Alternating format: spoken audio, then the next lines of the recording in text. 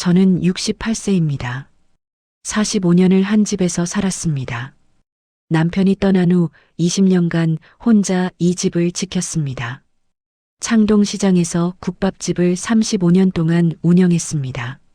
매일 새벽 5시에 일어나 국물을 끓였습니다. 솥뼈를 12시간 동안 푹 고아야 진한 국물이 나오거든요. 손은 화상 자국 투성이었고 허리는 디스크가 왔지만 단 한 번도 쉬지 않았습니다. 그렇게 모은 돈으로 이 집을 샀습니다. 3년 전 아들이 결혼했습니다. 며느리는 제 손을 꼭 잡으며 말했습니다. 어머니처럼 되고 싶어요. 저는 그 말을 믿었습니다. 결혼식에 제 평생 저축 5천만 원을 주었습니다. 하지만 결혼 후 며느리가 달라졌습니다. 제 가구를 함부로 옮기고 가족 사진을 치웠습니다. 임시로 사는 거예요. 그 말을 반복했습니다. 그리고 어느 밤 자정, 화장실에 가다가 며느리의 전화 소리를 들었습니다. 오빠 걱정 마. 3개월 안에 8천만 원 만들게. 시어머니 집 팔면 돼. 6억짜리야. 엄마 요양원 보내는 걸로 남편 설득 중이야. 그 순간 모든 게 멈췄습니다. 45년을 살아온 이 집, 제 아들을 키운 이 집, 며느리는 제 집을 팔려고 했던 겁니까? 이 이야기는 끝까지 봐야만 진실을 알 수 있습니다. 잠깐 구독, 좋아요, 알림 설정까지 해주시면 매일 새로운 이야기를 만나보실 수 있습니다. 이 이야기는 지금 바로 시작합니다. 저는 박순자입니다. 올해 68세예요. 서울 도봉구 창동에 있는 이 아파트에서 45년을 살았습니다. 24평짜리 작은 집이지만 제게는 세상 전부였죠. 이 집은 1995년에 샀습니다. 당시 1억 2천만 원이었어요. 남편과 함께 모은 돈으로 계약금을 넣고 15년 동안 매달 대출금을 갚았습니다. 그렇게 이 집은 온전히 제 것이 됐어요. 남편은 20년 전에 세상을 떠났습니다. 교통사고였어요. 그때 아들 민수는 겨우 20살이었습니다. 대학생이었던 아들과 단둘이 남았을 때 저는 무너질 뻔했어요. 하지만 무너질 수는 없었습니다. 아들을 키워야 했으니까요. 저는 창동시장에서 국밥집을 운영했습니다. 순잔의 국밥이라는 간판을 달고 35년을 일했어요. 1990년에 처음 가게 문을 열었을 때가 생각나네요. 남편이 5천만 원을 빌려와서 작은 가게를 얻었습니다. 테이블 6개, 의자 24개가 전부였어요. 매일 새벽 5시에 일어났습니다. 시장으로 가서 재료를 사고 6시부터 국물을 끓였어요. 솥뼈를 12시간 동안 푹 고아야 진한 국물이 나오거든요. 손님들이 순잔의 국밥은 국물이 진하다고 칭찬할 때마다 뿌듯했습니다. 국밥 한 그릇에 지금은 9천 원을 받아요. 하루에 80그릇 정도 팔립니다. 점심시간에는 줄을 서서 기다리는 손님들도 있어요. 35년 단골들이 많거든요. 순자 씨 국밥 먹어야 속이 든든해 하시는 분들이 계셔요. 오후 3시면 가게 문을 닫습니다. 설거지하고 청소하고 집에 오면 4시 반쯤 돼요. 저녁 먹고 구시면 잠자리에 듭니다. 그게 35년간 제 일상이었어요. 허리가 아팠습니다. 디스크가 있어서 오래 서 있으면 다리가 저리곤 했어요. 손목도 아팠고요. 국자를 수없이 들었다 놨다 하니 손목 터널증 후군이 왔습니다. 그래도 쉬지 않았어요. 아들 대학 등록금, 생활비, 집 대출금을 갚아야 했으니까요. 남편이 돌아가시고 나서는 더 열심히 일했습니다. 혼자서 아들을 키워야 했거든요. 민수는 제 자랑이었어요. 공부도 잘했고 효자였습니다. 대학 졸업하고 중소기업에 취직했을 때 얼마나 기뻤는지 몰라요. 작년에 폐업하려고 했습니다. 이제 68세니까 쉬고 싶었어요. 그런데 단골 손님들이 계속 오라고 하시더라고요. 순자 씨가 없으면 우리 어디 가서 국밥 먹어 하시면서요. 그래서 아직도 가게를 열고 있습니다. 월 300만 원 정도 순수익이 나와요. 거기에 국민연금 80만 원까지 합치면 한 달에 380만 원 정도 들어옵니다. 혼자 살기엔 충분한 돈이에요. 예금도 5천만 원 있고요. 국밥집 권리금도 8천만 원은 받을 수 있을 거예요. 이 집은 지금 6억쯤 한답니다. 재개발 예정 구역이라 시세가 올랐거든요. 3년 전 아들 민수가 결혼했습니다. 며느리 이름은 김수진이에요. 38세, 보험 설계사로 일하고 있어요. 경기도 부천에서 왔다고 했습니다. 처음 만났을 때 수진이는 참 예의 바르고 착해 보였어요. 제 손을 꼭 잡으며 말했습니다. 어머니, 저 앞으로 잘할게요. 어머니처럼 되고 싶어요. 그 말을 듣고 눈물이 날 뻔했어요. 아들이 좋은 사람을 만났구나 싶었거든요. 결혼식에 5천만 원을 주었습니다. 제 평생 저축한 돈이었어요. 혹시 아플 때를 대비해서 모아둔 돈이었지만 아들 결혼식인데 아깝지 않았습니다. 수진이는 눈물을 흘리며 고마워했어요. 결혼 후 민수 부부가 이 집에서 함께 살게 됐습니다.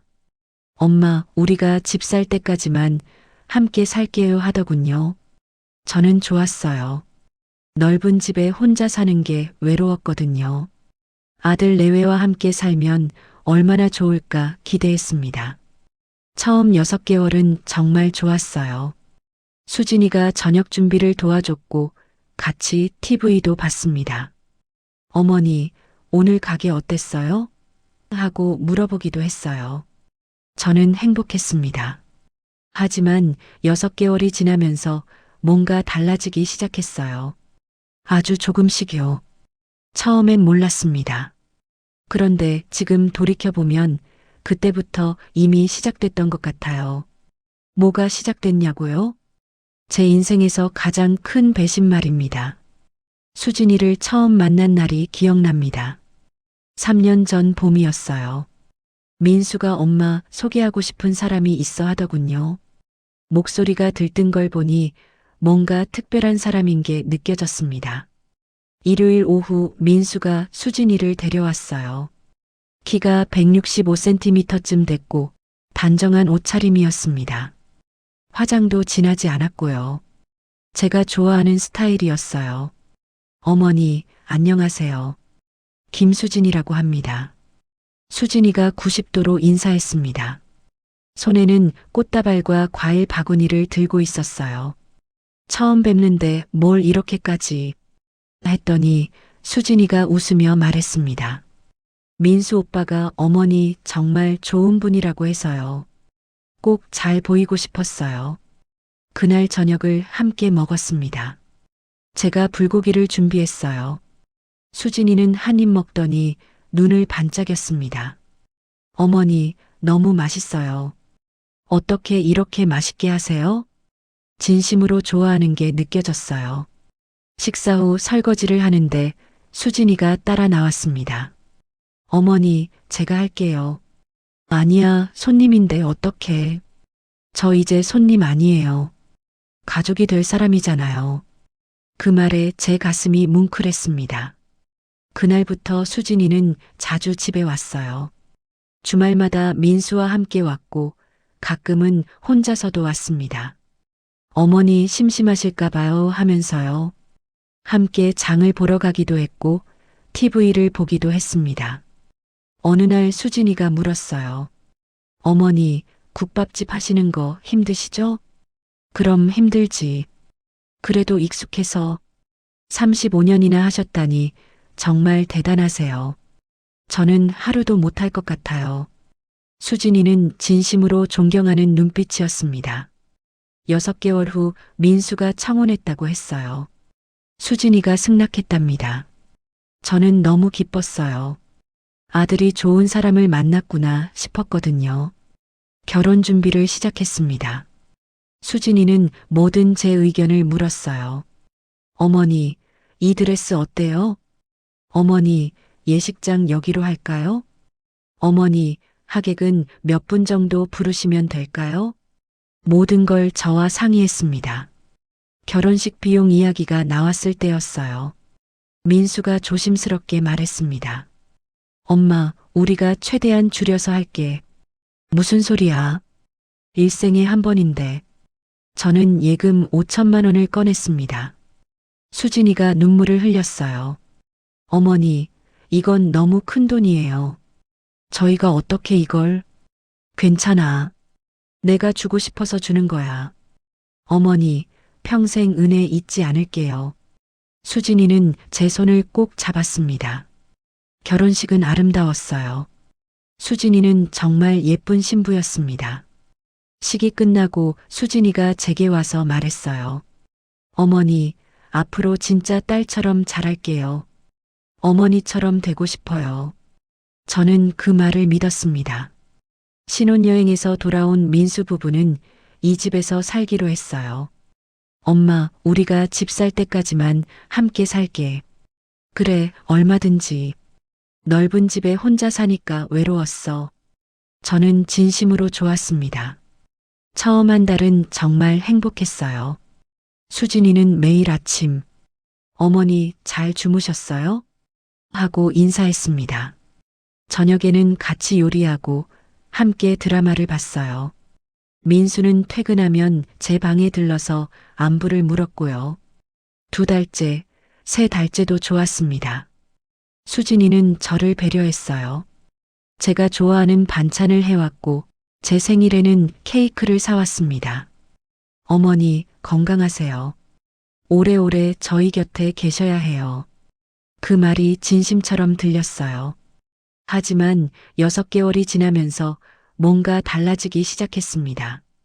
아주 조금씩이었어요. 처음엔 몰랐습니다.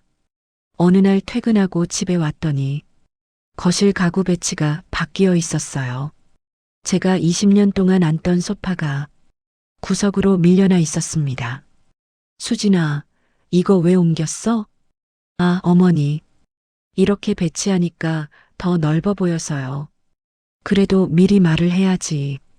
죄송해요. 깜빡했어요. 수진이는 미안하다고 했지만 표정은 별로 미안해 보이지 않았어요. 일주일 후 또 바뀐 게 있었습니다. 벽에 걸려있던 가족 사진들이 없어졌어요. 민수 돌잔치 사진, 초등학교 입학 사진, 남편과 제가 찍은 사진. 수진아, 사진들 어디 갔어? 아, 그거요? 너무 오래돼서 색이 바랬더라고요. 제가 새로 인화해 드릴게요. 그럼 일단 다시 걸어줘. 네, 알겠어요. 하지만 사진은 다시 걸리지 않았습니다. 대신 벽에는 수진이와 민수의 신혼여행 사진들이 걸렸어요. 제 사진은 사라지고 그들의 사진만 남았습니다. 부엌도 달라졌어요. 제가 쓰던 그릇들이 찬장 깊숙이 들어가 있었습니다. 수진아, 왜 그릇을 옮겼어? 어머니, 이 그릇들 너무 오래됐어요. 제가 새 그릇 샀어요. 더 예쁘잖아요. 나는 이 그릇들이 익숙한데. 어머니, 요즘은 이런 거 안 써요. 낡았어요. 낡았다는 말에 마음이 찔렸습니다. 수진이는 임시로 사는 거예요. 라는 말을 자주 했어요. 친구들이 놀러 왔을 때였습니다. 수진아, 집 넓네. 좋겠다. 응, 그냥 임시로 사는 거야. 우리 집 사면 나갈 거야. 임시로. 그 말이 자꾸 귓가에 맴돌았습니다. 9개월쯤 됐을 때였어요. 수진이가 저한테 물었습니다. 어머니, 국밥집 언제까지 하실 거예요? 글쎄, 몸이 허락할 때까지. 어머니 나이에 그런 힘든 일 하시면 안 돼요. 그만두셔야죠. 아직은 할만해. 권리금 받으면 얼마나 되는데요? 한 8천만 원쯤? 와, 맞네요. 수진이의 눈빛이 반짝였습니다. 그날 밤 뭔가 이상하다는 생각이 들었어요. 수진이가 왜 제 권리금 액수를 물어봤을까요? 왜 자꾸 임시로 산다는 말을 할까요? 왜 제 물건들을 하나씩 치워버릴까요? 잠이 오지 않았습니다. 뭔가 잘못되고 있는 것 같았어요. 하지만 확신할 수는 없었습니다. 그저 불안한 예감만이 가슴 한구석에 자리 잡았습니다. 그날은 화요일이었습니다. 평범한 하루였어요. 아침에 일어나 국밥집에 갔고 오후 3시에 집에 돌아왔습니다. 저녁은 수진이가 준비했어요. 김치찌개였습니다. 식사 중에 수진이가 물었어요. 어머니, 요즘 가게는 어때요? 응, 그냥 그래. 단골 손님들이 여전히 잘 와주시니까. 힘드시진 않으세요? 괜찮아. 익숙해서. 그 대화가 마지막으로 평화로웠던 순간이었습니다. 밤 10시쯤 잠자리에 들었어요. 평소보다 일찍 잤습니다. 그날따라 피곤했거든요. 하지만 자정쯤 깼어요. 화장실에 가고 싶어서였습니다. 침대에서 일어나 슬리퍼를 신었습니다. 복도로 나가는데 거실에서 목소리가 들렸어요. 수진이의 목소리였습니다. 전화 통화를 하고 있었어요. 처음엔 그냥 지나치려 했습니다. 하지만 수진이의 목소리 톤이 이상했어요. 평소와 달리 날카롭고 급했습니다. 오빠, 지금 전화해도 괜찮아? 수진이가 작은 목소리로 말했습니다. 오빠요? 수진이한테 오빠가 있다는 건 알고 있었어요. 김태연이라고 부천에 산다고 들었습니다. 응, 엄마랑 남편 다 자고 있어. 걱정 마. 저는 복도 구석에 멈춰 섰습니다. 뭔가 이상했어요. 왜 자정에 몰래 전화를 할까요? 오빠, 나도 알아. 알아. 그런데 어떻게? 3개월 안에 8천만 원을 어디서 구해? 8천만 원이요? 제 심장이 빠르게 뛰기 시작했습니다. 사채업자들이 우리 집까지 온다고? 미쳤네. 오빠가 왜 그렇게 큰 돈을 빌렸어? 사채업자.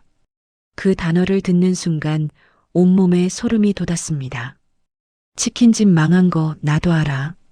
그런데 그게 내 잘못이야? 왜 내가 책임져야 돼? 수진이의 목소리가 떨렸습니다. 화가 났는지 무서운 건지 알 수 없었어요. 알았어. 알았다고. 내가 해결할게. 3개월 안에. 잠깐의 침묵이 흘렀습니다. 저는 숨을 죽이고 서 있었어요. 그리고 수진이가 말했습니다. 시어머니 집 팔면 돼. 제 다리에 힘이 풀렸습니다. 벽을 짚지 않았으면 쓰러질 뻔했어요. 6억짜리야. 도봉구 재개발 예정 구역이라 시세 올랐어. 수진이는 제 집 시세까지 알고 있었습니다. 언제 알아봤을까요? 어떻게 파냐고? 그거야 방법이 있지. 수진이의 목소리가 차가워졌습니다. 마치 다른 사람 같았어요. 엄마 요양원 보내는 걸로 남편 설득 중이야. 혼자 살기 힘들다고. 안전하지 않다고. 요양원이요? 저를 요양원에 보낸다고요? 남편은 바보야. 내가 하자는 대로 다 해. 엄마 사랑하는 효자라서 오히려 쉬워. 민수, 제 아들 민수를 바보라고 했습니다. 집 팔면 6억이잖아. 거기서 8천만 원 주고 우리는 5억 남는 거야. 5억.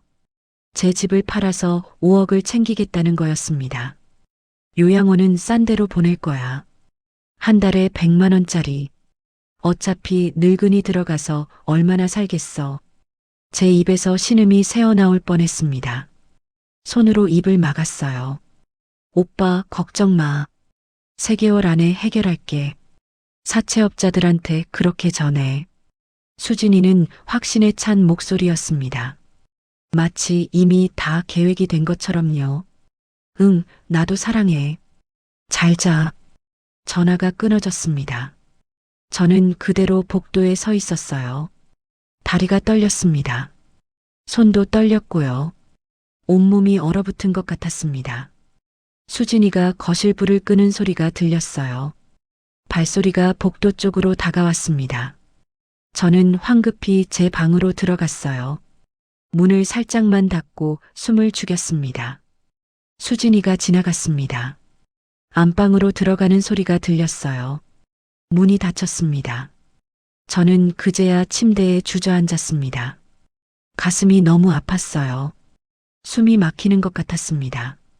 45년을 산 이 집, 남편과 함께 대출 갚으며 지켜낸 이 집, 아들을 키운 이 집, 매일 새벽 5시에 일어나 국밥을 끓이며 모은 돈으로 산 이 집, 며느리는 이 집을 팔려고 했습니다. 저를 요양원에 보내려고 했어요. 한 달에 100만 원짜리 싼 곳에요. 그리고 제 아들은 아무것도 모르고 있었습니다. 아내가 하자는 대로 다 하는 바보처럼요. 저는 그날 밤 한숨도 자지 못했습니다. 천장만 바라보고 누워 있었어요. 눈물이 흘러내렸지만 닦지 않았습니다. 새벽 4시가 됐을 때 일어났습니다. 평소보다 1시간 일찍이었어요. 국밥집에 가야 했거든요. 거울을 봤습니다. 눈이 퉁퉁 부어 있었어요. 찬물로 얼굴을 씻었습니다. 하지만 부기는 가라앉지 않았습니다. 집을 나서는데 수진이가 안방에서 나왔어요. 어머니, 벌써 가세요? 오늘 왜 이렇게 일찍이에요? 응, 오늘 손님이 많을 것 같아서. 그래요? 조심히 다녀오세요. 수진이는 평소처럼 웃으며 인사했습니다. 저는 대답하지 않았어요. 그냥 고개만 끄덕이고 현관문을 나섰습니다. 엘리베이터를 타고 내려가면서 생각했습니다. 어떻게 해야 하지? 아들에게 말해야 할까? 하지만 민수가 제 말을 믿을까요? 아내를 사랑하는 아들이 어머니 편을 들어줄까요?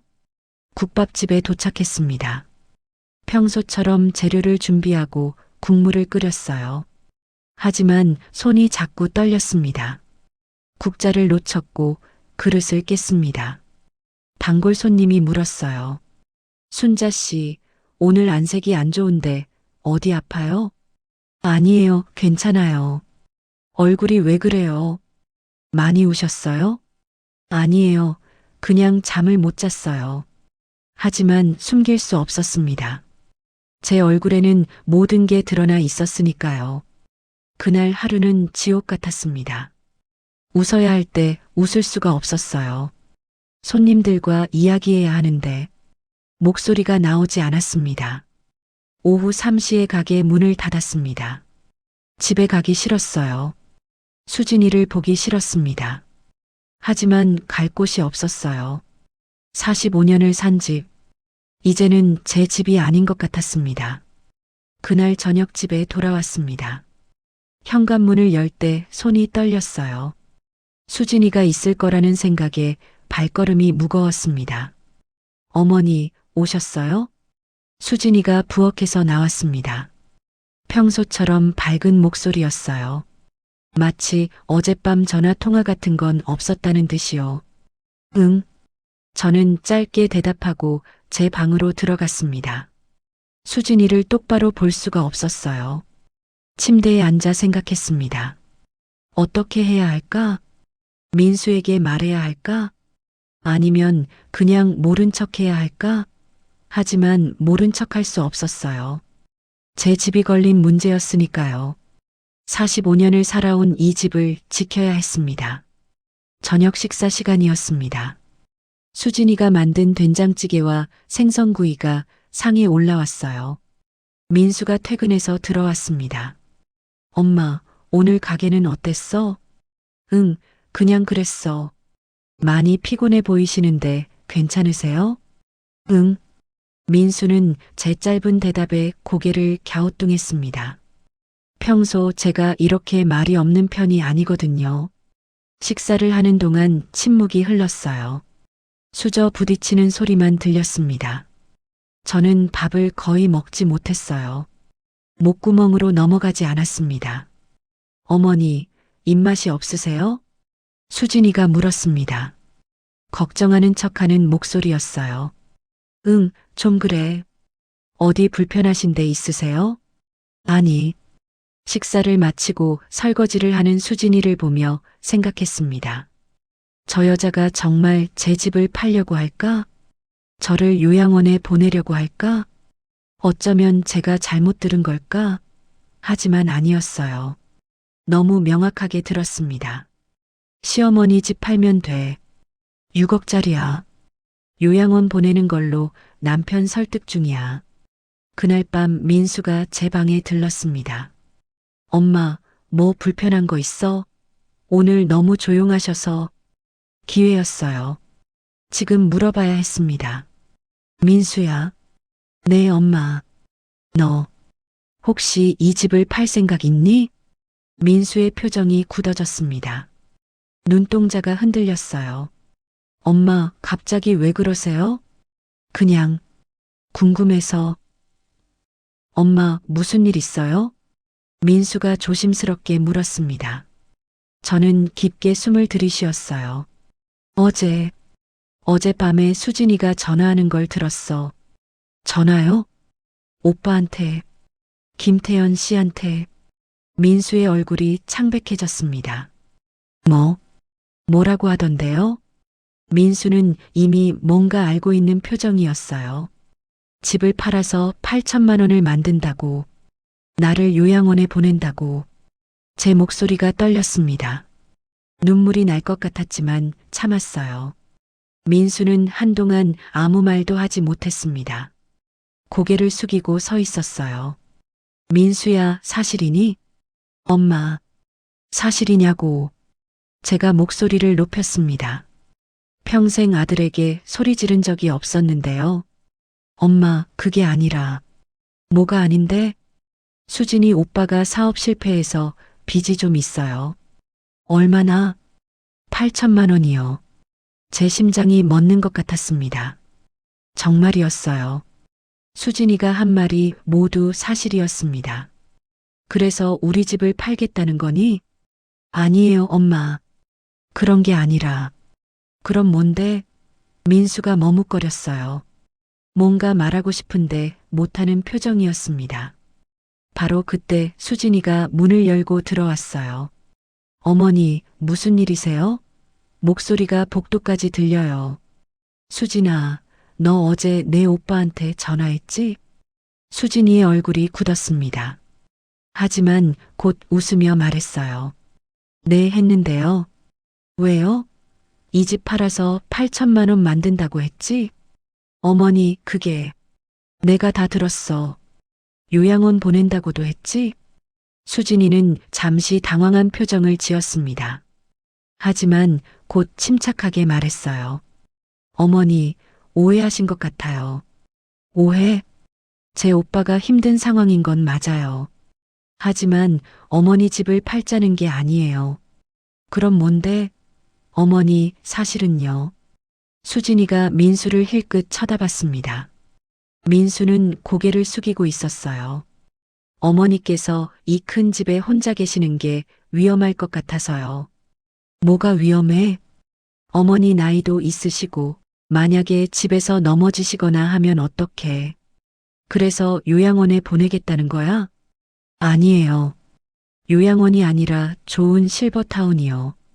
시설도 좋고 간호사님들도 계시고. 나는 싫어.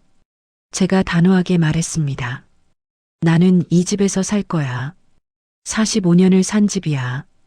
여기서 죽을 거야. 어머니, 제 말 좀 들어봐요. 듣기 싫어. 나가. 어머니. 나가라고. 제가 소리쳤습니다. 평생 이렇게 화를 낸 적이 없었어요. 수진이는 입술을 깨물었습니다. 그 눈빛에 차가운 무언가가 스쳤어요. 알겠어요. 나가겠어요. 어머니, 천천히 생각해봐요. 수진이가 나갔습니다. 민수가 남았어요. 엄마, 미안해요. 너 정말 나를 요양원에 보내려고 했니? 아니에요, 엄마. 그냥 수진이가 걱정해서. 너는 어떻게 생각하는데? 민수는 대답하지 못했습니다. 그저 고개를 숙이고 있었어요. 민수야, 대답해. 엄마, 저도 엄마가 혼자 계시는 게 걱정돼요. 그래서 집을 팔겠다는 거니? 아니요. 그런 게 아니라 그냥 더 안전한 곳에 계시면. 너도 수진이 편이구나. 엄마, 그런 게 아니에요. 나가. 나도 나가. 엄마, 나가라고 했어. 저는 등을 돌렸습니다. 더 이상 아들의 얼굴을 볼 수가 없었어요. 민수가 나갔습니다. 문이 닫혔어요. 저는 침대에 주저앉았습니다. 아들도 믿을 수 없었습니다. 수진이 편만 들었어요. 제 말은 듣지도 않았습니다. 45년을 키운 아들이었어요. 젖을 먹이고 학교에 데려다 주고 밤새 간호하고 대학까지 보낸 아들. 그 아들이 아내 말만 듣고 있었습니다. 그날 밤도 잠을 이루지 못했어요. 천장만 바라보고 누워 있었습니다. 새벽 4시에 일어났습니다. 국밥집에 가야 했어요. 하지만 몸이 움직이지 않았습니다. 거울을 봤어요. 눈이 더 부어 있었습니다. 얼굴은 핏기가 없었고요. 그래도 가야 했습니다. 손님들이 기다리고 있으니까요.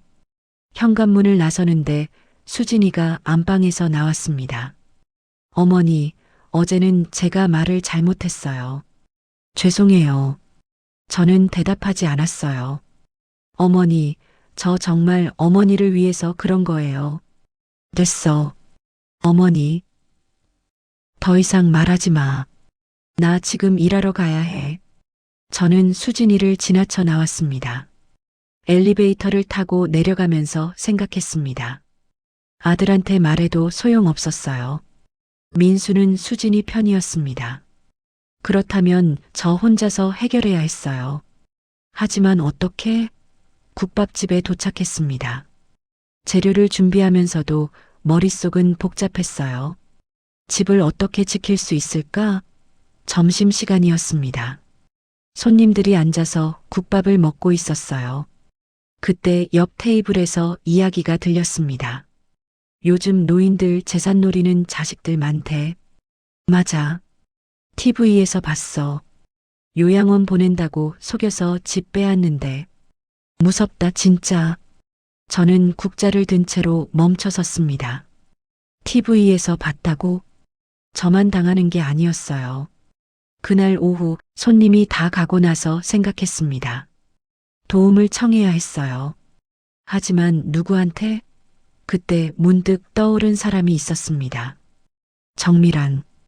옆집에 사는 미란 씨. 30년 이웃이었어요. 남편 사별하고 혼자 사는 65세 여자분이었습니다. 전직 은행원이라 똑똑하고 믿음직스러웠어요. 미란 씨한테 말해볼까? 하지만 부끄러웠어요. 제 며느리가 저를 배신하고 있다는 걸 어떻게 말해? 그래도 달리 방법이 없었습니다. 저 혼자서는 해결할 수 없었어요. 집에 돌아와서 미란 씨 집 초인종을 눌렀습니다. 손이 떨렸어요. 미란 씨 집 초인종을 눌렀습니다. 한참을 기다렸어요. 안에서 발소리가 들렸습니다. 누구세요? 저 옆집 순자예요. 문이 열렸습니다. 미란 씨가 놀란 표정으로 저를 봤어요. 순자 씨, 무슨 일이에요? 얼굴이 왜 그래요? 미란 씨, 할 말이 있어요. 들어와요, 어서. 미란 씨가 저를 안으로 들였습니다. 거실에 앉았어요. 차 한 잔 드릴게요. 아니에요, 괜찮아요. 순자 씨, 뭔가 큰일 있는 것 같은데. 천천히 말해봐요. 저는 눈물이 났습니다. 참으려고 했는데 참을 수가 없었어요. 미란 씨 앞에서 무너졌습니다. 미란 씨, 며느리가 제 집을 팔려고 해요. 뭐라고요? 저는 모든 걸 말했습니다. 자정에 들었던 수진이의 전화 통화, 8천만 원 빈 이야기, 요양원 보내겠다는 말, 민수한테 물어봤지만 아들도 아내 편이었다는 것. 미란 씨는 제 이야기를 조용히 들었어요. 고개를 끄덕이며 들었습니다. 순자 씨, 그건 명백한 재산 침탈 시도예요. 그래요? 네. 하지만 증거가 필요해요. 전화 통화만으로는 부족해요. 그럼 어떻게 해야 하죠? 일단 증거를 모아야 해요. 그들이 실제로 집을 팔려고 한다는 걸 입증해야 해요. 미란 씨는 침착했습니다. 미란 씨, 도와주실 수 있어요? 물론이죠. 30년 이후신데. 당연히 도와야죠. 미란 씨가 제 손을 잡았습니다. 일단 집에 가서 평소처럼 행동하세요. 아무것도 모르는 척하고요. 네. 그리고 뭔가 이상한 일이 생기면 바로 저한테 알려주세요. 알겠어요. 조금 마음이 놓였습니다. 혼자가 아니라는 게 위로가 됐어요. 집으로 돌아왔습니다. 수진이는 부엌에서 저녁 준비를 하고 있었어요. 민수는 아직 퇴근 안 했습니다. 어머니, 어디 갔다 와? 응, 옆집. 아, 미란 씨지? 응. 수진이는 더 이상 묻지 않았어요. 저는 제 방으로 들어갔습니다. 그날 밤부터 일주일이 지났습니다.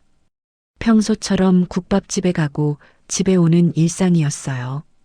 수진이도 평소처럼 행동했습니다. 하지만 뭔가 달랐어요. 수진이가 자주 전화를 했습니다. 복도에서, 화장실에서, 베란다에서 목소리를 낮춰서 통화했어요.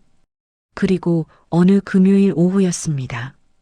평소보다 일찍 집에 왔어요. 오후 2시쯤이었습니다. 가게에 손님이 없어서 일찍 문을 닫았거든요. 현관문을 열고 들어가는데 거실에서 목소리가 들렸습니다. 수진이 목소리였어요. 그리고 낯선 남자 목소리도 들렸습니다. 저는 현관에서 멈췄습니다. 조용히 신발을 벗고 복도로 걸어갔어요. 그러니까 이 집이 24평이고 재개발 예정 구역이라는 거죠? 남자 목소리가 들렸습니다. 네, 맞아요. 2년 안에 재개발 들어간대요. 수진이가 대답했습니다. 그럼 시세가 지금 6억 정도 하겠네요. 네, 그렇게 들었어요. 저는 거실 입구에 섰습니다. 수진이와 낯선 남자가 소파에 앉아 있었어요. 남자는 40대쯤 돼 보였습니다. 정장을 입고 서류 가방을 들고 있었어요. 지금 뭐 하는 거야? 제가 물었습니다. 수진이가 깜짝 놀라 일어났어요. 어머니, 벌써 오셨어요? 집에 누구야? 남자가 일어나 인사했습니다. 안녕하세요. 저는 태양부동산 김상철 대리라고 합니다. 부동산이요? 부동산이 왜 여기 왔어? 제가 수진이를 똑바로 쳐다봤습니다. 어머니, 그게 그냥 시세만 알아보는 거예요. 시세를 왜 알아봐? 나중에 팔 때를 대비해서요. 내가 언제 팔겠다고 했어? 제 목소리가 커졌습니다. 어머니, 진정해요. 그냥 알아만 보는 거예요. 알아볼 필요 없어. 나가.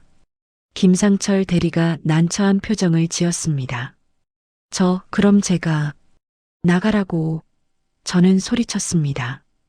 김상철 대리가 황급히 서류 가방을 챙겼어요. 죄송합니다. 실례했습니다. 그가 현관으로 나갔습니다. 문이 닫히자 저는 수진이를 돌아봤습니다. 수진아, 도대체 뭐 하는 거야? 어머니, 오해예요. 오해? 부동산 불러놓고 시세 알아보는 게 오해야? 어머니, 정말 그냥 알아만 본 거예요. 거짓말하지 마. 수진이의 표정이 굳었습니다. 더 이상 착한 며느리 연기를 하지 않았어요. 어머니, 솔직히 말씀드릴게요. 뭐? 어머니 혼자 이 큰 집에 계시는 게 낭비예요. 낭비라고? 네. 6억짜리 집에 혼자 사시잖아요. 그 돈이면 좋은 실버타운 들어가시고도 남아요. 나는 여기서 살 거야. 어머니, 고집 부리지 마세요. 고집? 네. 어머니 나이도 있으시고 이제는 편하게 사셔야죠. 내가 편한 게 여기야. 45년을 산 집이야. 45년이면 충분히 사셨어요. 이제 우리 차례예요. 수진이가 차갑게 말했습니다. 그 순간 모든 게 명확해졌어요. 수진이는 처음부터 제 집을 노리고 있었습니다. 착한 며느리는 가면이었어요. 우리 차례라고? 네. 저희도 내 집이 필요해요. 어머니만 집이 필요한 게 아니에요. 그럼 너희가 사. 내 집 말고. 어머니 집이 제일 좋잖아요. 재개발 구역이고. 저는 믿을 수 없었어요. 이렇게 당당하게 말할 수 있다니요. 수진아, 너 지금 제정신이니? 저 제정신이에요. 오히려 어머니가 현실을 모르시는 거예요. 바로 그때 현관문이 열렸습니다. 민수가 퇴근했어요. 왜 이렇게 시끄러워? 무슨 일이에요? 민수가 거실로 들어왔습니다. 민수야, 수진이가 부동산을 집에 불렀어. 뭐? 시세 알아본대. 집 팔려고. 민수가 수진이를 봤어요. 수진아, 정말이야? 당신 나한테 괜찮다고 했잖아. 시세만 알아봐도 된다고. 저는 아들을 돌아봤습니다. 민수야, 너도 알고 있었어? 민수는 대답하지 못했어요. 대답해. 엄마, 미안해요. 너도 찬성한 거구나. 내 집 파는 거. 엄마, 그게 아니라. 그럼 뭔데? 그때 또 초인종이 울렸습니다. 누구죠? 이 시간에요? 수진이가 인터폰을 확인했어요. 그리고 표정이 밝아졌습니다. 오빠다. 오빠요? 김태현이요? 현관문이 열렸습니다. 30대 후반쯤 돼 보이는 남자가 들어왔어요. 인상이 좋지 않았습니다. 태연이 들어오며 저를 힐끗 봤습니다. 어머님, 처음 뵙겠습니다. 수진이 오빠 김태연입니다. 그가 건성으로 인사했어요. 저는 대답하지 않았습니다. 이 남자 때문에 모든 게 시작됐거든요. 수진아, 일은 잘 되고 있어? 태연이 수진이에게 물었습니다. 응, 그런데 어머니가. 어머니가 뭐? 태연이 저를 쏘아봤어요. 협조를 안 하셔. 뭐? 왜? 집 팔기 싫대. 태연의 얼굴이 일그러졌습니다. 수진아, 3개월 안에 해결해야 한다니까. 사채업자들이 우리 집까지 왔어. 알아, 오빠. 내가 설득할게. 설득? 지금 그럴 시간 없어. 빨리 해. 태연이 목소리를 높였습니다. 저는 그들을 바라봤어요. 제 앞에서 제 집을 팔겠다고 대놓고 이야기하고 있었습니다. 나가. 제가 조용히 말했습니다. 뭐라고요? 태연이 저를 봤어요. 나가라고. 당장 내 집에서 나가. 어머니, 진정하세요. 수진이가 말했습니다. 너희도 나가. 다 나가. 저는 소리쳤습니다. 태연이 비웃었어요. 나가라고요? 여기 우리 집인데? 네 집? 곧 우리 집 될 거예요. 어차피 팔 거잖아요. 태연이 당당하게 말했습니다. 제 온몸이 떨렸습니다. 분노가 치밀어 올랐어요. 절대 안 팔아. 이 집은 내 거야. 어머니, 고집 부리지 마세요. 고집이 아니야. 이건 내 집이야. 45년을 산 집이야. 제 목소리가 터져 나왔습니다. 태연이 수진이를 봤어요. 수진아, 이래서 안 된다니까. 다른 방법 써야 해. 무슨 방법? 요양원 서류 준비해. 빨리. 태연이 차갑게 말했습니다. 저는 그 순간 깨달았어요. 이들은 절대 포기하지 않을 거라는 걸요. 제 집을 빼앗을 때까지요. 태연이 나가고 나서 수진이도 안방으로 들어갔습니다. 민수는 제 앞에 서 있었어요. 뭔가 말하고 싶은 표정이었지만 입을 열지 못했습니다. 민수야, 너도 나가. 엄마, 나가라고 했어. 내 방으로. 민수가 고개를 숙이고 안방으로 들어갔어요. 저는 혼자 거실에 남았습니다. 소파에 앉아 생각했어요. 어떻게 해야 하지? 이들은 포기하지 않을 거예요. 태연은 3개월 안에 8천만 원이 필요하다고 했습니다. 시간이 없어요. 제 손이 떨렸습니다. 가슴이 두근거렸고요. 숨쉬기가 힘들었어요. 벌떡 일어나 현관으로 갔습니다. 신발을 신고 밖으로 나왔어요. 옆집 초인종을 눌렀습니다. 누구세요? 미란 씨, 저예요. 순자.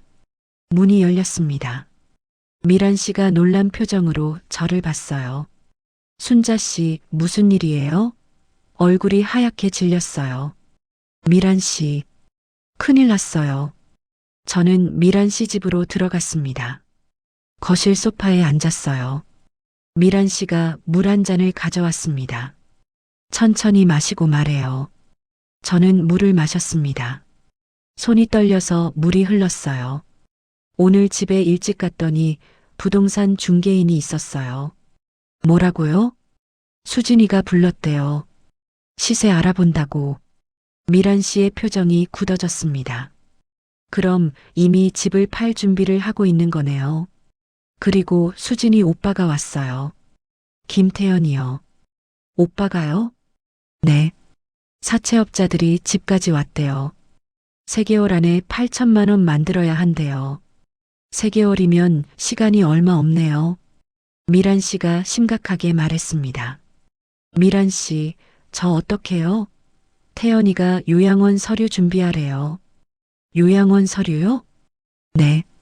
저를 강제로 요양원에 보낼 거래요. 제 목소리가 떨렸습니다. 미란 씨가 제 손을 잡았어요. 순자 씨, 진정해요. 우리가 막을 수 있어요. 어떻게요? 증거를 모아야 해요. 그들이 실제로 집을 빼앗으려 한다는 명확한 증거요. 어떤 증거요? 미란 씨가 잠시 생각하더니 말했습니다. 순자 씨, 혹시 여행 갈 수 있어요? 여행이요? 네. 제주도든 어디든 간다고 하고 집을 비워요. 왜요? 순자 씨가 없을 때 그들이 뭘 하는지 봐야 해요. 미란 씨의 눈빛이 진지했습니다. 하지만 정말 여행을 가야 하나요? 아니요. 가는 척만 하는 거예요. 가는 척? 네. 짐 싸서 집을 나가는 건데 실제로는 제 집에 계시는 거예요. 저는 이해가 안 됐어요. 그럼 제가 미란 씨 집에 숨는다는 거예요? 맞아요. 2주 정도요. 2주요? 네. 그 기간 동안 순자 씨 집에서 뭐가 벌어지는지 다 녹화할 거예요. 녹화요? 네. 카메라를 설치할 거예요. 몰래요. 제 머릿속이 복잡해졌어요. 그런 게 가능해요? 물론이죠. 제가 전직 은행원이잖아요. 보안 시스템 다룰 줄 알아요. 미란 씨가 자신 있게 말했습니다. 요즘은 아주 작은 카메라들이 많아요. 시계처럼 생긴 것도 있고 화분처럼 생긴 것도 있어요. 그런 게 있어요? 네. 제가 내일 인터넷으로 주문할게요.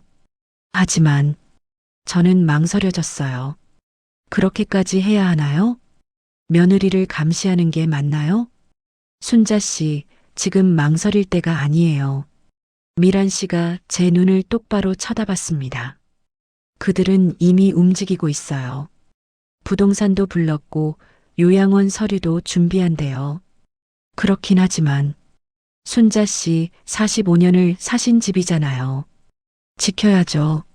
미란 씨의 목소리가 단호했습니다. 저는 고개를 끄덕였어요. 맞아요. 지켜야 해요. 알겠어요. 할게요. 잘 생각하셨어요. 그런데 저는 뭘 해야 하죠?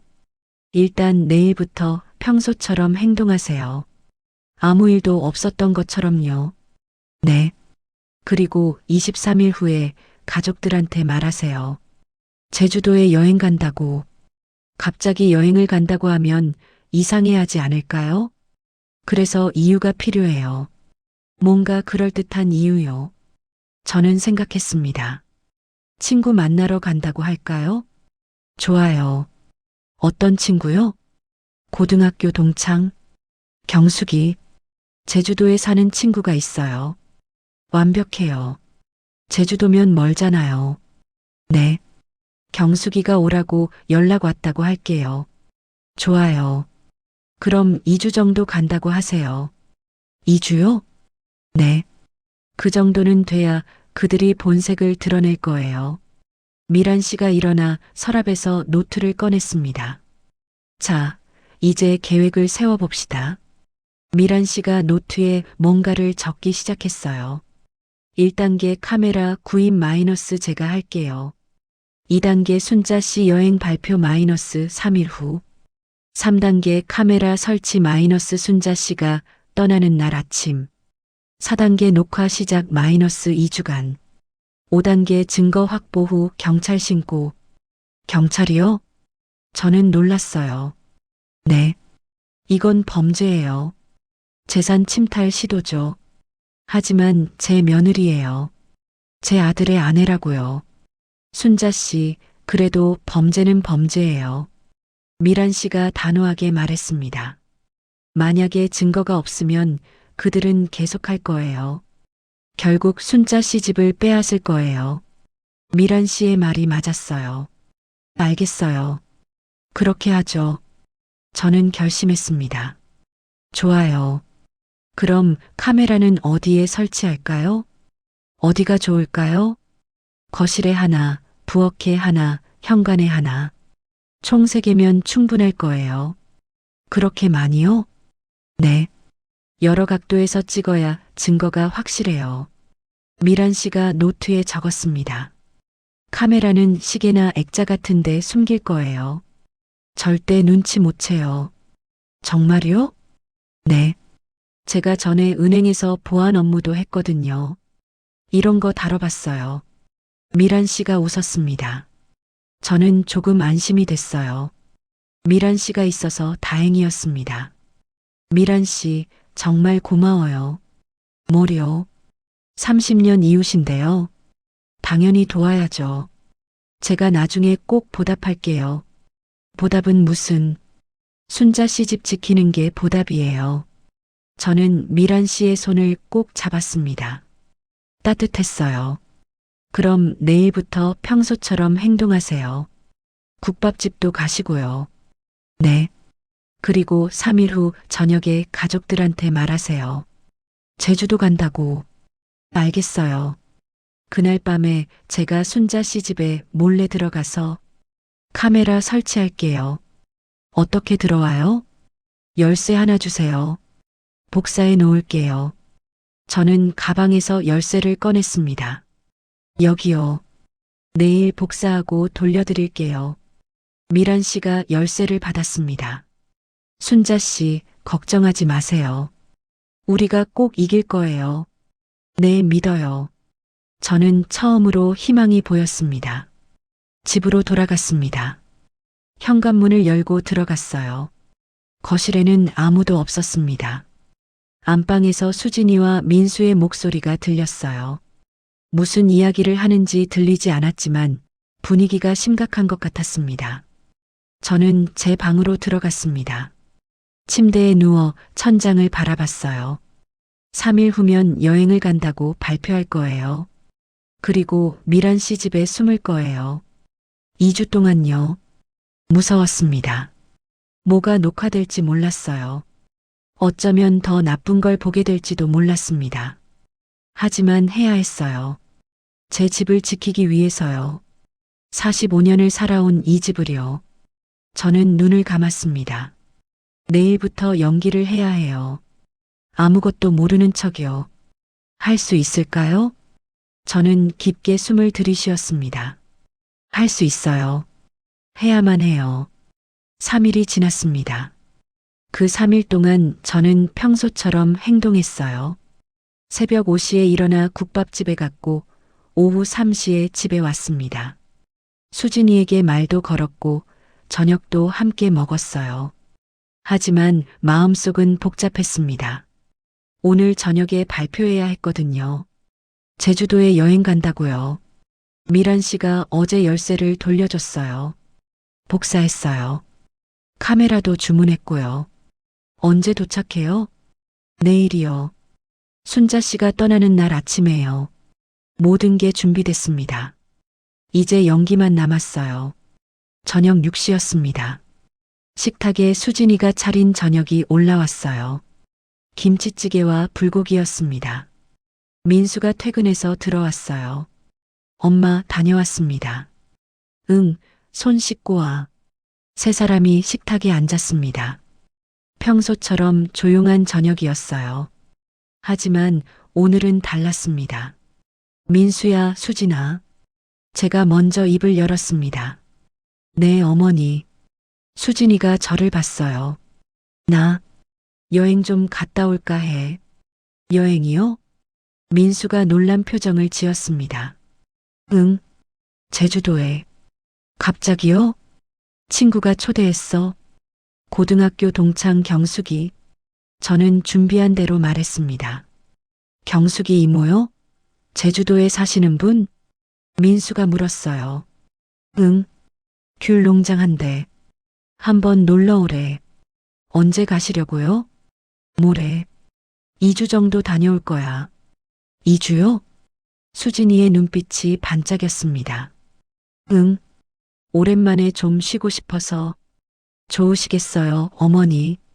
수진이가 웃었습니다.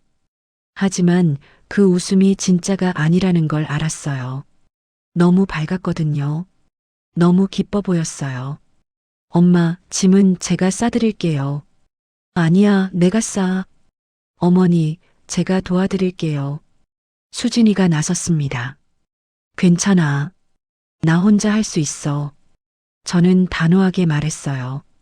식사를 마쳤습니다. 제 방으로 들어갔어요. 문을 닫고 침대에 앉았습니다. 귀를 기울였어요. 안방에서 수진이와 민수의 목소리가 들렸습니다. 여보, 들었어? 어머니 2주 동안 안 계신데. 수진이의 목소리였어요. 응, 들었어. 이거 기회야. 2주면 충분해. 뭐가 충분한데? 집 계약할 시간이잖아. 제 심장이 빠르게 뛰었습니다. 수진아, 그래도 엄마 안 계실 때 언제 할 건데? 어머니 계시면 절대 안 돼. 지난번에 봤잖아. 그래도 여보, 오빠 3개월이라고 했어. 이제 2개월밖에 안 남았어. 민수는 대답하지 않았습니다. 내일 오빠한테 전화할게. 어머니 없을 때 집 보러 오라고. 저는 입술을 깨물었어요. 예상대로였습니다. 제가 없으면 바로 움직일 거예요. 다음 날 아침 일찍 미란 씨가 문자를 보냈어요. 카메라 도착? 오늘 밤 설치할게요. 저는 답장했습니다. 고마워요. 국밥집에 갔습니다. 평소처럼 손님들을 맞았어요. 하지만 머릿속은 온통 내일 생각뿐이었습니다. 점심시간에 단골 손님이 물었어요.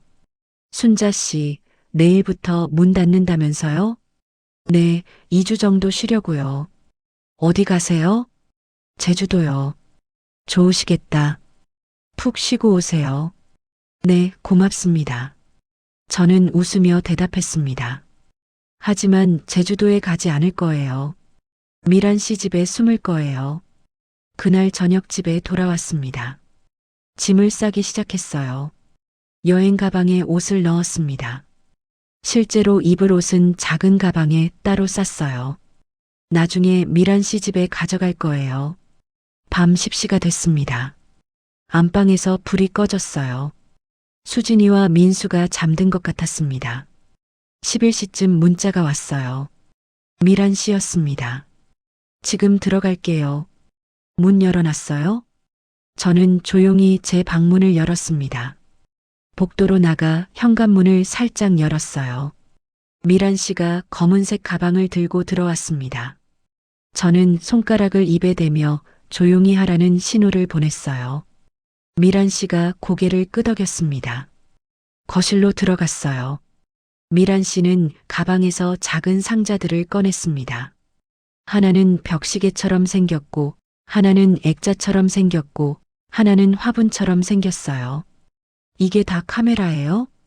저는 작은 목소리로 물었습니다. 네. 여기 렌즈 보이죠? 미란 씨가 시계를 가리켰어요. 정말 작은 구멍이 있었습니다. 미란 씨는 거실 벽에 시계를 걸었어요. 이건 거실 전체를 찍어요. 부엌에는 액자를 놓았습니다. 이건 부엌이랑 식탁을 찍고요. 현관에는 화분을 놓았어요. 이건 현관 출입을 찍어요. 다 무선이고 제 휴대폰으로 실시간 볼 수 있어요. 미란 씨가 휴대폰을 보여줬습니다. 화면에 거실이 보였어요. 너무 선명했습니다. 와, 진짜 찍히네요. 네. 그리고 다 녹화돼요.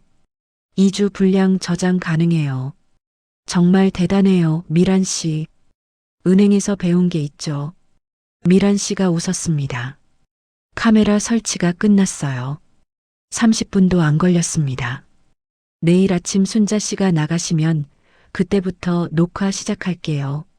네. 그리고 혹시 모르니까 제 집 비밀번호 알려드릴게요. 1234예요. 1234요? 네. 간단하죠? 순자 씨 언제든 제 집에 들어오셔도 돼요. 고마워요, 미란 씨. 미란 씨가 가방을 챙겨 나갔습니다. 저는 다시 제 방으로 들어왔어요. 침대에 누웠습니다. 내일이면 이 집을 떠나요. 2주 동안요. 아니, 떠나는 척만 하는 거예요. 미란 씨 집 바로 옆에 있을 거예요. 하지만 수진이와 민수는 모를 거예요. 제가 제주도가 아니라 옆집에 있다는 걸요. 다음 날 아침 일찍 일어났습니다. 여행 가방을 들고 거실로 나왔어요. 수진이가 부엌에서 나왔습니다. 어머니, 벌써 가세요? 응, 공항 가려면 일찍 나가야 해. 조심히 다녀오세요. 수진이가 웃었습니다. 너무 밝은 웃음이었어요. 민수도 나왔어요. 엄마, 경숙이 이모한테 안부 전해주세요. 그래, 알겠어. 엄마, 제주도 날씨 좋을 거예요. 잘 다녀오세요. 민수가 가방을 들어줬습니다. 현관문을 나섰어요. 엘리베이터를 탔습니다. 1층에 내려왔어요. 아파트 현관 밖으로 나갔습니다. 택시를 잡는 척 했어요. 손을 들어 택시를 불렀습니다. 택시가 섰어요. 가방을 싣고 탔습니다. 어디 가세요? 김포공항이요. 저는 크게 말했습니다. 혹시 수진이가 베란다에서 보고 있을지 몰랐거든요. 택시가 출발했습니다. 아파트를 빠져나갔어요. 200m쯤 가서 말했습니다. 아저씨, 죄송한데 다시 돌아가야 할 것 같아요. 예. 뭘 두고 오셨어요? 네, 중요한 서류를. 아파트로 다시 가주세요. 알겠습니다. 택시가 유턴했습니다. 다시 아파트로 왔어요. 하지만 제 아파트 동이 아니었습니다. 옆동 앞에 내렸어요. 여기서 내릴게요. 네, 8,000원입니다. 돈을 내고 내렸습니다. 가방을 끌고 걸었어요. 주차장 쪽으로 갔습니다. 사람들 눈에 안 띄게요. 그리고 미란 시동으로 갔습니다. 엘리베이터를 탔어요. 7층에서 내렸습니다. 702호 앞에 섰어요. 비밀번호 1234를 눌렀습니다. 문이 열렸어요. 안으로 들어갔습니다. 미란 씨가 기다리고 있었어요. 순자 씨, 잘 오셨어요. 네, 미란 씨. 저는 가방을 내려놓았습니다. 제주도에 가는 대신 옆집에 숨었어요. 이제 시작이에요. 미란 씨가 휴대폰을 꺼냈습니다. 화면에는 제 거실이 보였어요. 텅 빈 거실이었습니다. 이제 그들이 뭘 하는지 다 보일 거예요. 미란 씨가 말했습니다. 저는 화면을 응시했어요. 2주 동안 이 화면을 볼 거예요. 제 집에서 무슨 일이 벌어지는지요. 미란 씨 집 거실 소파에 앉았습니다. 미란 씨가 휴대폰을 제 옆에 놓았어요. 화면에는 제 거실이 보였습니다. 순자 씨, 편하게 계세요. 여기가 2주 동안 순자 씨 집이에요. 고마워요, 미란 씨. 배고프시죠? 아침 드세요. 미란 씨가 식탁으로 저를 안내했습니다. 밥과 국, 반찬이 차려져 있었어요. 하지만 목구멍으로 넘어가지 않았습니다. 제 집에서 무슨 일이 벌어질지 걱정됐거든요. 첫날은 조용했습니다. 수진이가 출근하고 민수도 출근했어요. 저녁에 돌아와서 식사하고 TV 보다가 잤습니다. 둘째 날도 비슷했어요. 하지만 저녁 9시쯤 수진이가 전화를 받았습니다. 카메라의 소리가 선명하게 들렸어요. 오빠, 어머니 제주도 갔어. 2주 동안 없어. 태연이었습니다. 좋아. 그럼 내일 가도 돼? 응, 와. 집 같이 보자. 저는 미란 씨를 봤어요. 미란 씨가 제 손을 잡았습니다. 잘 기록되고 있어요. 걱정 마세요. 셋째 날 오후 2시였습니다. 태연이 집에 왔어요. 수진이가 문을 열어줬습니다. 누나, 이 집이 정말 6억이야? 태연이 거실을 둘러봤습니다. 응. 재개발 구역이라 시세가 올랐어. 좋네. 빨리 팔자. 오빠, 그런데 문제가 있어. 뭔데? 집이 어머니 명의야. 어머니 동의 없이는 못 팔아. 수진이가 말했습니다. 그럼 어떻게 해? 방법이 있어. 성년후견인 제도. 그게 뭔데? 태연이 물었어요. 어머니가 판단 능력이 없다고 법원에 신청하는 거야. 제 심장이 멎는 것 같았습니다. 그럼 어떻게 돼? 법원이 인정하면 내가 후견인이 돼. 그럼 어머니 재산을 내가 관리할 수 있어. 오, 그거 좋은데? 응. 변호사 알아봤어. 50만 원이면 된대. 저는 믿을 수 없었어요. 저를 무능력자로 만들겠다는 거였습니다. 그런데 어머니가 정신이 멀쩡한데 어떻게 해? 태연이 물었습니다. 진단서 받으면 돼. 아는 의사 있어. 가짜 진단서? 응. 돈 주면 써줘. 치매 초기라고. 수진이가 웃었습니다. 저는 소파에서 떨고 있었어요. 미란 씨가 제 어깨를 감싸줬습니다. 순자 씨, 이게 다 증거예요. 걱정 마세요. 하지만 눈물이 흘렀습니다. 넷째 날 부동산 중개인이 또 왔습니다. 지난번 그 김상철 대리였어요. 여기가 안방이고 이게 작은 방이고요. 수진이가 집 안을 보여줬습니다. 상태가 좋네요. 6억에 바로 나갈 것 같은데요. 정말요? 네. 재개발 구역이라 수요가 많아요. 광고만 내면 일주일 안에 계약 들어올 겁니다. 좋네요. 그런데 집주인 동의는 받으셨어요? 김상철 대리가 물었습니다. 곧 받을 거예요. 수진이가 대답했습니다. 그럼 서류 준비해 놓을게요. 연락 주시면 바로 진행할게요. 네, 고맙습니다. 김상철 대리가 나갔습니다. 화면 속 수진이가 웃고 있었어요. 저는 고개를 떨궜습니다. 제 집을 팔 준비를 하고 있었어요. 일주일이 지났습니다. 매일 화면을 보는 게 고문이었어요. 수진이는 매일 전화로 태연과 통화했습니다. 오빠, 변호사 만났어. 서류 준비 중이야. 의사 만나서 진단서 부탁했어. 부동산에서 연락 왔어. 관심 있는 사람 있대. 민수는 아무것도 모르는 것 같았어요. 아니, 알면서도 모른 척 하는 건가요? 열흘째 되는 날이었습니다. 수진이가 서류를 들고 집에 왔어요. 태연도 함께 왔습니다. 누나, 이게 성년후견인 신청서야? 응. 내일 법원에 제출할 거야. 어머니 서명은? 필요 없어. 보호자가 신청하는 거거든. 진단서만 있으면 돼. 진단서 받았어? 응. 여기. 수진이가 서류를 보여줬어요. 화면으로 보이지는 않았지만 진단서인 게 분명했습니다. 치매 초기 판정. 완벽하네. 태연이 웃었습니다. 이거 법원에 내면 한 달 안에 결정 나. 그럼 내가 어머니 재산 다 관리해. 좋아.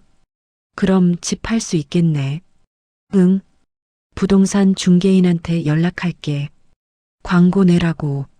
수진이가 전화를 들었습니다. 저는 더 이상 볼 수 없었어요. 휴대폰을 내려놓고 일어났습니다. 화장실로 갔어요. 문을 닫고 주저앉았습니다. 울었어요. 소리 내지 않으려고 손으로 입을 막았지만 눈물은 멈출 수 없었습니다. 며느리가 저를 무능력자로 만들려고 했어요. 가짜 진단서까지 만들어서요. 그리고 제 집을 팔겠다고요. 얼마나 울었을까요? 누군가 화장실 문을 두드렸습니다. 순자 씨, 괜찮으세요? 미란 씨였어요. 문을 열었습니다. 미란 씨가 제 눈물 젖은 얼굴을 봤어요. 순자 씨, 미란 씨, 나, 말이 안 나왔어요. 미란 씨가 저를 안아줬습니다. 울어요. 다 울어요. 괜찮아요. 저는 미란 씨 품에서 울었습니다. 한참을 울고 나서 거실로 돌아왔어요. 휴대폰 화면을 봤습니다. 태연과 수진이는 아직도 이야기하고 있었어요. 누나, 집 팔면 얼마 받을 수 있어? 중개 수수료 빼고 한 5억 9천 정도? 거기서 나 8천만 원 주고 너희는 5억 넘게 남는 거네. 응, 그 돈으로 좋은 집 살 거야. 어머니는? 태연이 물었습니다. 요양원. 한 달에 100만 원짜리 알아봤어. 100만 원이면 싼데네? 응. 어차피 늙은이 들어가면 얼마나 살겠어. 12년이면 끝날 거야. 수진이가 차갑게 말했습니다. 저는 주먹을 쥐었어요. 손톱이 손바닥에 박혔습니다. 좋아. 그럼 빨리 진행하자. 나 사채업자들이 매일 전화해. 알았어, 오빠. 이번 주 안에 법원 제출할게. 태연이 나갔습니다. 수진이 혼자 남았어요. 수진이가 소파에 앉아 휴대폰을 봤습니다. 부동산 앱이었어요.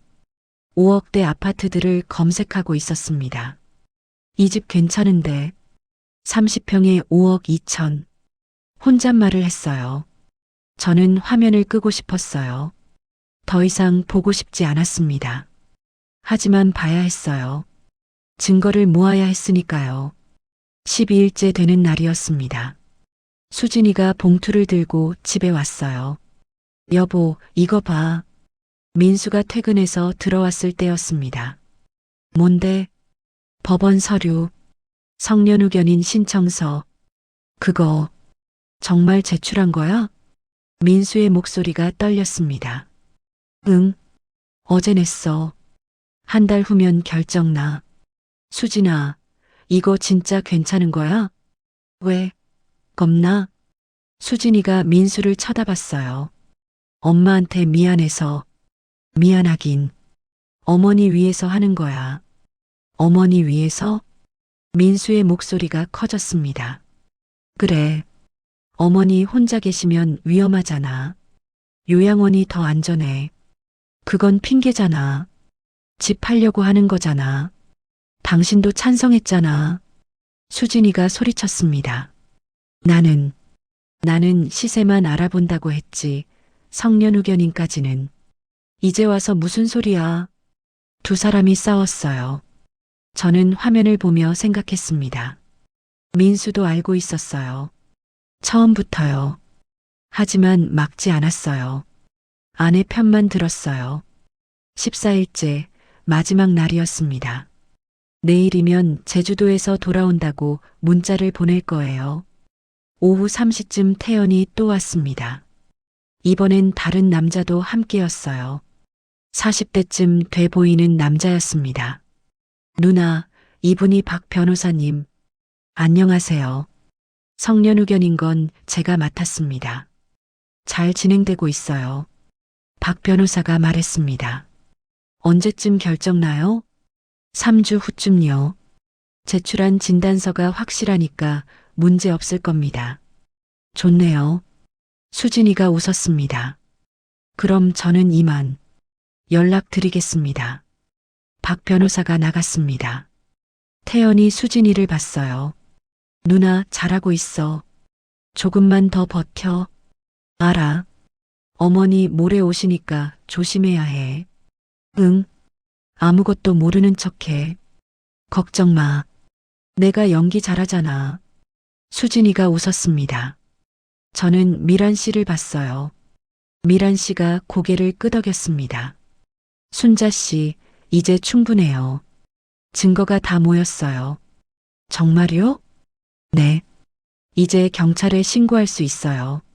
미란 씨가 휴대폰을 들었습니다. 14일 동안 녹화된 모든 대화, 부동산 중개인 방문, 가짜 진단서, 성년 후견인 신청서, 변호사 상담까지 다 있어요. 저는 눈물이 났습니다. 하지만 이번에는 슬픔의 눈물이 아니었어요. 분노의 눈물이었습니다. 미란 씨, 이제 어떻게 해요? 내일 순자 씨가 집에 돌아가세요. 평소처럼요. 그리고요? 모레 경찰을 부를 거예요. 저는 고개를 끄덕였습니다. 이제 끝낼 시간이었어요. 다음 날 아침 일찍 일어났습니다. 미란 씨 집에서의 마지막 날이었어요. 오늘 오후에 집으로 돌아갈 거예요. 순자 씨, 준비됐어요? 미란 씨가 물었습니다. 네, 준비됐어요. 저는 가방을 챙겼습니다. 오늘 집에 가서 평소처럼 행동하세요. 내일 경찰이 올 거예요. 알겠어요.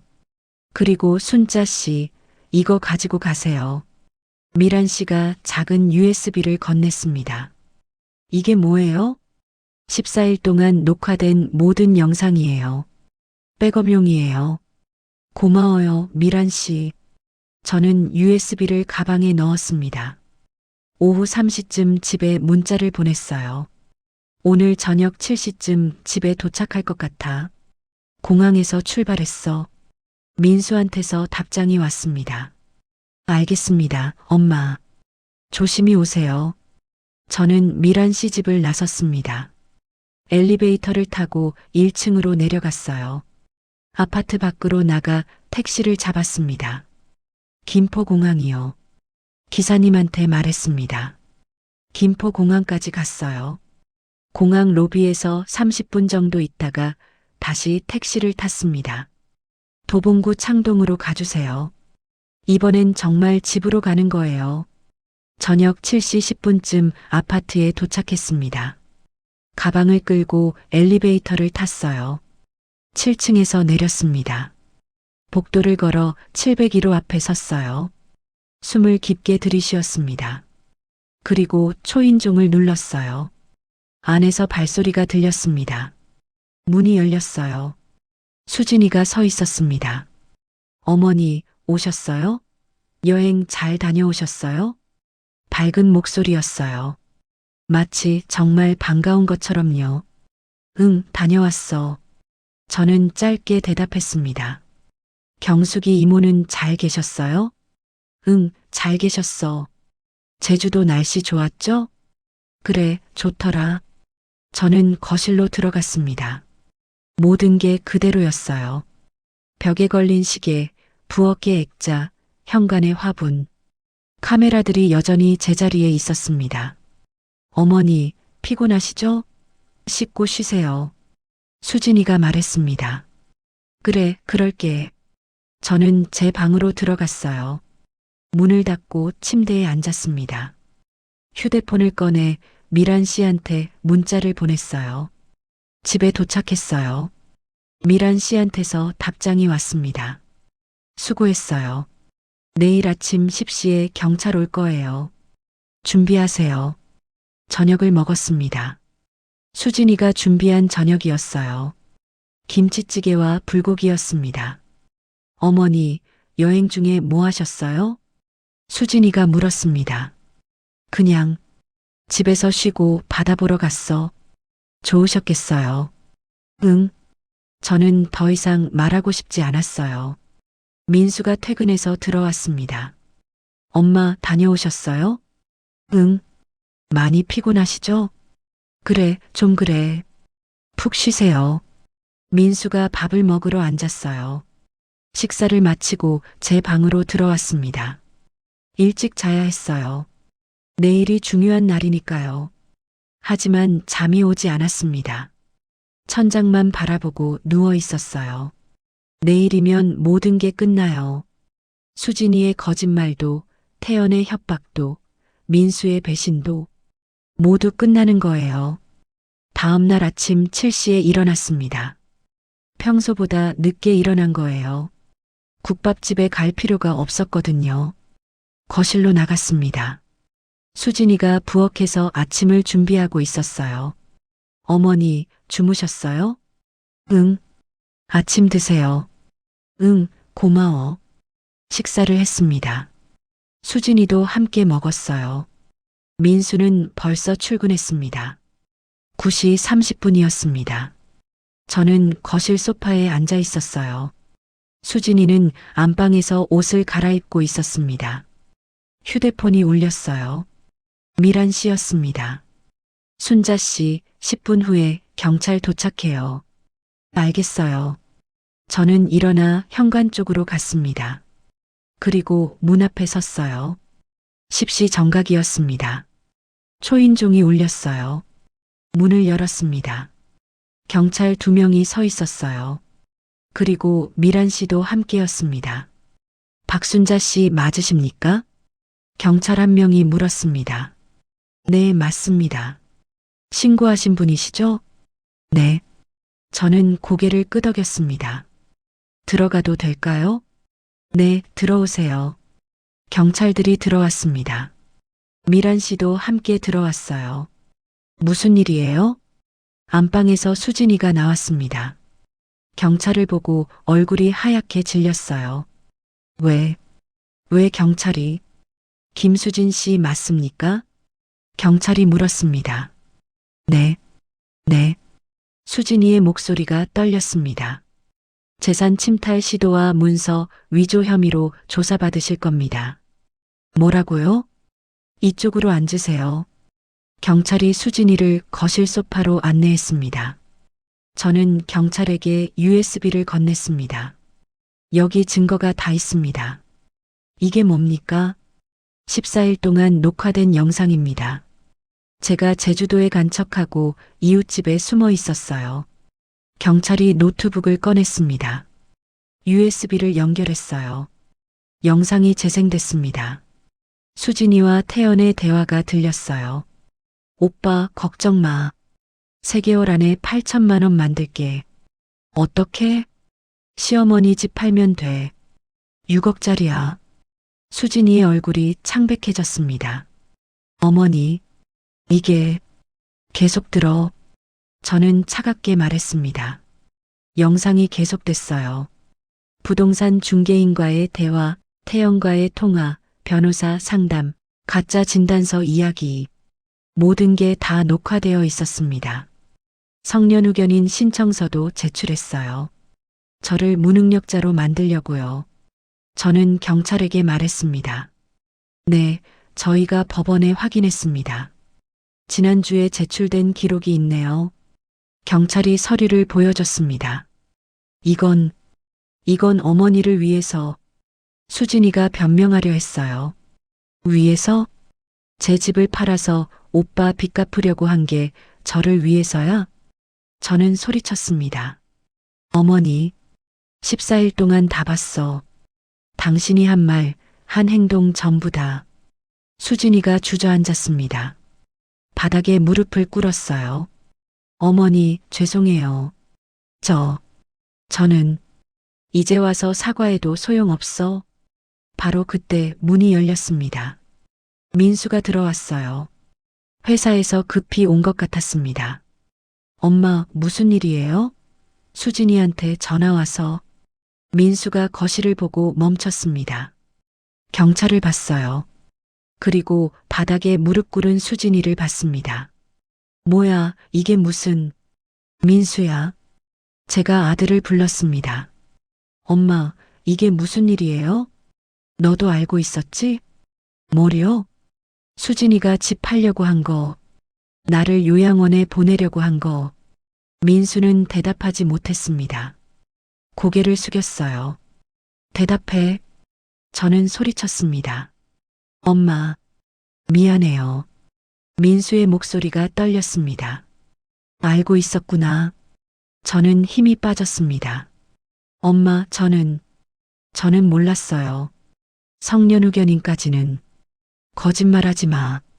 14일 동안 너도 같이 이야기했잖아. 민수는 아무 말도 하지 못했습니다. 경찰이 일어났습니다. 김수진 씨, 동행하셔야겠습니다. 네, 지금요? 수진이가 놀라 일어났습니다. 네, 조사받으러 가셔야 합니다. 어머니, 제발, 제발 용서해 주세요. 수진이가 제 앞에 무릎 꿇었습니다. 하지만 저는 돌아섰어요. 경찰님, 김태현도 조사해 주세요. 이 모든 일의 시작이 그 사람이에요. 네, 이미 연락했습니다. 오늘 오후에 출두 요청할 예정입니다. 수진이가 경찰과 함께 나갔습니다. 울면서 나갔어요. 거실에 저와 민수 그리고 미란 씨만 남았습니다. 엄마, 민수가 저를 불렀습니다. 민수야. 네, 엄마. 너도 나가. 엄마, 저는 정말 나가라고 했어. 내 집에서. 저는 차갑게 말했습니다. 민수는 한동안 서 있었어요. 그러다가 고개를 숙이고 안방으로 들어갔습니다. 짐을 싸는 소리가 들렸어요. 30분 후 민수가 가방을 들고 나왔습니다. 엄마, 정말 미안해요. 민수의 눈에 눈물이 고였습니다. 나가. 저는 대답하지 않았습니다. 민수가 현관문을 나갔어요. 문이 닫혔습니다. 저는 소파에 주저앉았습니다. 미란 씨가 제 옆에 앉았어요. 순자 씨, 잘하셨어요. 미란 씨, 고마워요. 이제 끝났어요. 순자 씨 집을 지켰어요. 저는 고개를 끄덕였습니다. 45년을 살아온 이 집, 지켜냈어요. 하지만 왜 이렇게 허전할까요? 3개월이 지났습니다. 법원 판결이 나왔어요. 수진이는 사기 미수와 문서 위조로 징역 2년에 집행유예 3년을 받았습니다. 배상금 2천만 원도 명령받았어요. 사회봉사 200시간도 해야 했습니다. 태연은 협박죄로 징역 1년을 받았습니다. 집행유예 없이 실제로 교도소에 갔어요. 민수는 불기소 처분을 받았습니다. 직접적인 범죄 행위가 없었다는 이유였어요. 하지만 저는 알고 있었습니다. 민수도 알고 있었다는 걸요. 판결이 난 다음 날 민수가 찾아왔습니다. 초인종을 눌렀어요. 저는 인터폰으로 확인했습니다. 민수였어요. 문을 열어주지 않았습니다. 엄마, 저예요. 민수예요. 돌아가. 엄마, 제발 한 번만 이야기해요. 할 말 없어. 돌아가. 엄마. 민수의 목소리가 떨렸습니다. 저는 인터폰을 껐어요. 창문으로 내다봤습니다. 민수가 현관 앞에서 한참 서 있었어요. 1시간쯤 지났을까요? 민수가 돌아갔습니다. 고개를 떨군 채로요. 다음 주에도 왔습니다. 그 다음 주에도 왔어요. 매번 문을 열어주지 않았습니다. 한 달이 지나자 더 이상 오지 않았어요. 6개월이 지났습니다. 추석이었어요. 예전 같았으면 민수네 가족이 왔을 거예요. 아침부터 음식을 준비하고 온 가족이 모여 식사했겠죠. 하지만 올해는 혼자였습니다. 명절 아침에 일어나 간단하게 식사했어요. 송편도 사지 않았습니다. 오후 2시쯤 초인종이 울렸습니다. 인터폰을 확인했어요. 민수였습니다. 혼자 왔어요. 손에 과일 상자를 들고 있었습니다. 엄마, 추석이에요. 문 열어주세요. 저는 대답하지 않았습니다. 엄마, 제발. 오늘만이라도. 민수의 목소리가 떨렸어요. 하지만 저는 문을 열어주지 않았습니다. 인터폰을 껐어요. 민수는 30분 정도 서 있었습니다. 그러다가 과일 상자를 문 앞에 놓고 갔어요. 한참 후에 문을 열었습니다. 과일 상자가 놓여 있었어요. 그 위에 편지가 하나 있었습니다. 집으로 가져와서 편지를 펼쳤습니다. 엄마, 매일 후회하고 있어요.